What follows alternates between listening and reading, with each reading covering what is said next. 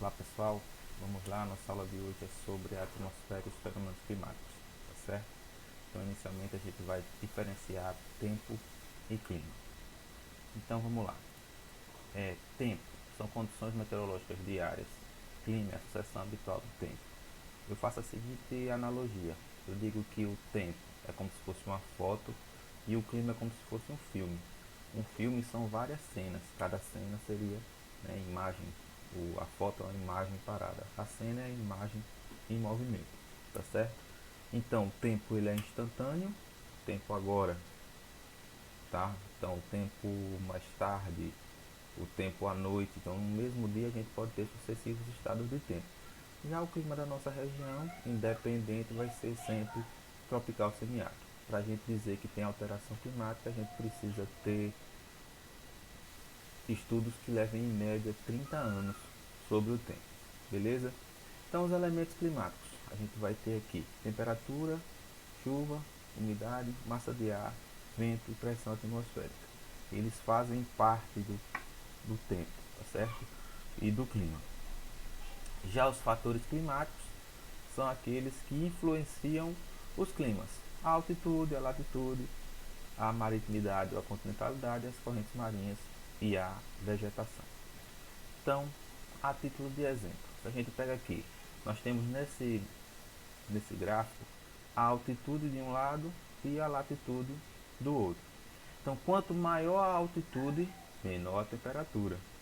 Quanto maior a latitude, também menor a temperatura.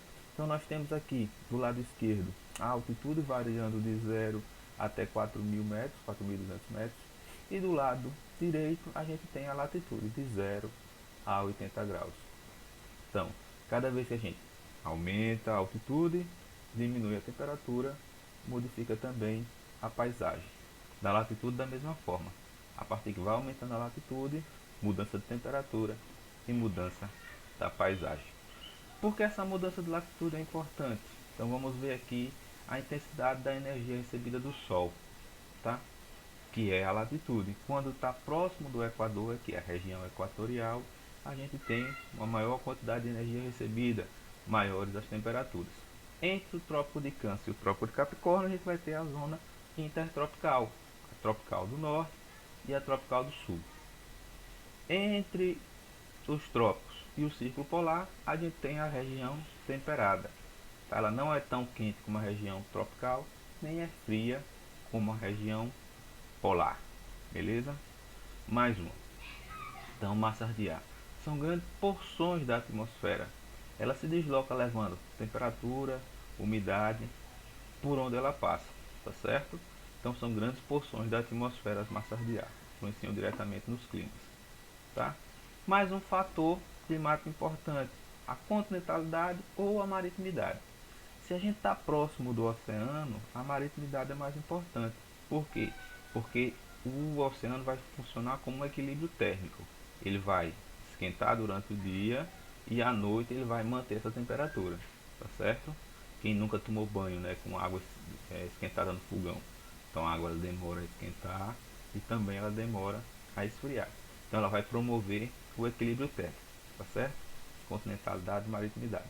Mas esse gráfico aqui, da nossa direita, ele fala sobre a chuva orográfica de relevo, provocada pelo deslocamento. Então, quando aqui os ventos alísios, tá vendo? Ele está azul, úmido. Quando essa massa de ar, essas nuvens carregadas, elas encontram um relevo, ela é forçada a subir. Maior altitude, menor temperatura. Então chove de um lado, o lado de barlavento, e do outro lado a massa de ar quando passa já vai estar seca, vento seco. Então perceba, na montanha, né, na vertente de barlavento, que recebe essa umidade, as árvores são maiores. Na montanha do lado de sotavento, onde já vai ter o ar frio, seco, né? Na verdade, frio não seco, a gente vai ter aqui um desenvolvimento menor da vegetação. Então a vegetação. A vegetação, sempre que a gente tem uma mudança de vegetação, a gente tem a mudança climática. A vegetação ela é espelho do clima, tá certo? Então quando a gente muda, quando a gente está viajando, que vê uma paisagem diferente, uma vegetação diferente, é porque tem um clima também diferente, tá certo? Então ela é reflexo do clima. Aqui nós vamos ter as massas de ar, perdão, as correntes marítimas. Então, correntes, elas tanto vão levar temperaturas elevadas como reduzir as temperaturas. Então, as linhas vermelhas são as correntes quentes, levam calor. As linhas azuis são as correntes frias, elas trazem queda de temperatura, tá certo?